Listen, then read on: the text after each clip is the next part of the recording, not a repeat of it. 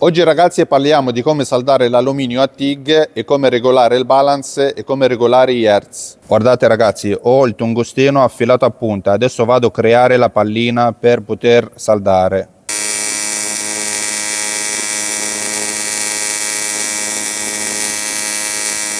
E con la regolazione corretta della saldatrice potete anche voi avere questo risultato di saldatura d'alluminio. Guardate come è lucida la saldatura ragazzi. Come prima cosa ragazzi, per saldare l'alluminio ci vuole la corrente alternata. Praticamente ragazzi la corrente alternata crea due onde elettriche, un'onda di carica positiva e un'altra onda di carica negativa. L'onda di carica positiva permette di rompere l'ossido che c'è sull'alluminio, cosiddetto l'alumina, mentre la carica elettrica negativa permette di effettuare la saldatura.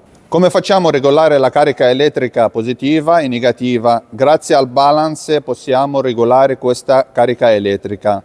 Ogni saldatrice ragazzi ha di funzioni diverse una dall'altra. Per regolare il balance ci sono delle saldatrici con una carica elettrica positiva al 30% e ci sono altre saldatrici con una carica elettrica positiva al 70%. Come facciamo a sapere quale carica elettrica ha la nostra saldatrice? Basta prendere un pezzo di alluminio per fare una prova per vedere se la nostra saldatrice ha un carico elettrico positivo al 70% o al 30%. Per quanto riguarda la regolazione degli hertz sono tutti uguali per tutti i tipi di saldatrice. Più gli hertz sono bassi sono adatti per maggiore penetrazione e di saldatura di grosso spessore e più gli hertz sono alti più adatto di spessore sottile. Molto importante ragazzi è pulire i nostri elettrodi, anche il nostro alluminio, prima di effettuare la nostra saldatura con l'acetone o con il diluente per garantire una saldatura bella, precisa, lucida, non opaca.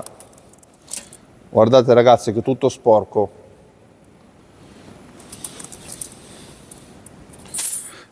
Bene ragazzi, adesso ci spostiamo alla saldatrice. Come vedete ho impostato la saldatrice per la corrente alternata, cosiddetto la C, e come amperaggio ho impostato la saldatrice a 85 A. Per quanto riguarda gli hertz l'ho impostato a 105 perché dobbiamo saldare insieme uno spessore di 3 mm. Per quanto riguarda il balance l'ho impostato al 33%. Allora ragazzi, per quanto riguarda l'affilatura del tungsteno, praticamente ragazzi l'affilatura del tungsteno, guardate io l'ho lasciata normale, ma viene regolata in base alla regolazione del balance. Se noi abbiamo regolato il balance bene, viene creata davanti la pallina piccola bella precisa.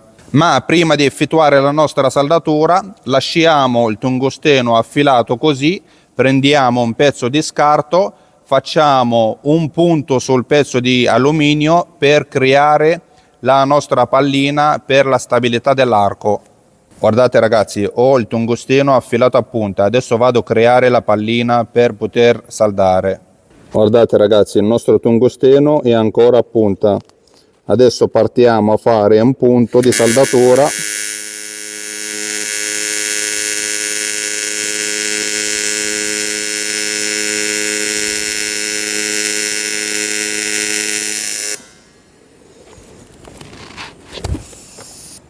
Ecco fatto. Vedete ragazzi, abbiamo creato la nostra pallina per poter cominciare a saldare. In questa maniera ragazzi abbiamo l'arco stabile per effettuare una saldatura bella precisa. Allora ragazzi, questo qua è un alluminio 5052, praticamente questa è una lega di alluminio dove il magnesio costituisce l'elemento legante primario. In poche parole ragazzi, questo è un materiale rigido, ha una buona resistenza alla corrosione, in frattempo ha anche una buona saldabilità. Cominciamo a puntare ragazzi.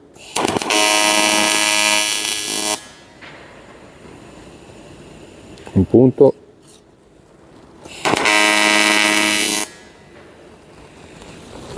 E due.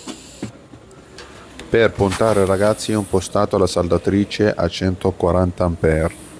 Ora il nostro pezzo pronto di essere saldato Ricordate sempre ragazzi di impostare l'amperaggio di saldatura dopo aver finito di puntare.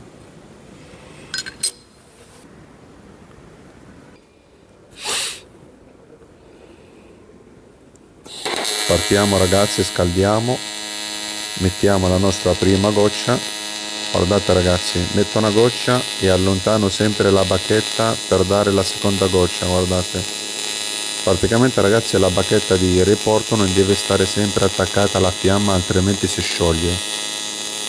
Guardate ragazzi, la saldatura sta venendo bella, precisa, lucida grazie alla regolazione corretta del balance. Nello stesso tempo ragazzi la bacchetta di riporto non deve stare mai appoggiata al materiale saldato, altrimenti si attacca. Dobbiamo seguire la nostra saldatura con questa maniera, mettiamo una goccia, torniamo indietro. Nello stesso tempo ragazzi vado a rompere con la fiamma l'ossido per posare la mia saldatura, guardate l'ossido che si sta rompendo. Adesso dobbiamo terminare, dobbiamo sfumare per evitare di lasciare i fori. Ecco fatto.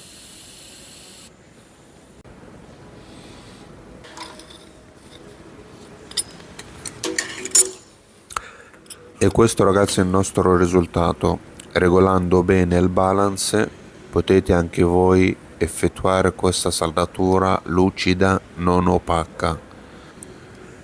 La pulizia dell'alluminio è molto fondamentale ragazzi, mi raccomando, con l'acetone, pulizia del materiale prima di effettuare qualsiasi saldatura, anche le bacchette di riporto.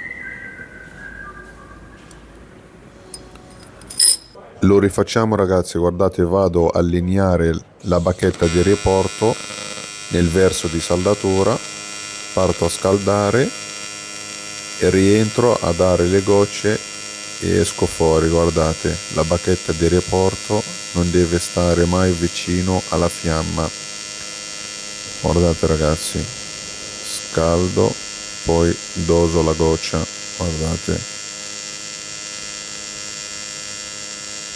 come si rompe l'ossido mentre facciamo la nostra saldatura. La bacchetta ragazzi di riporto non deve stare in gradazione, intendo dire non deve stare in gradazione a 45 gradi, deve stare a lineare con la nostra fiamma, come la vedete. Arriviamo alla fine, dobbiamo sfumare per evitare il risucchio. Ecco fatto.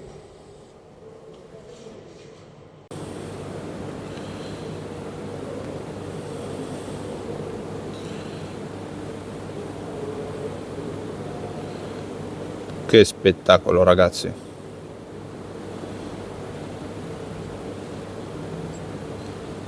Per qualsiasi informazione ragazzi scrivetemi pure nei commenti. Mi raccomando ragazzi, salvate il video, quando vedete lo mettete like, mettete commenti. Ciao, alla prossima.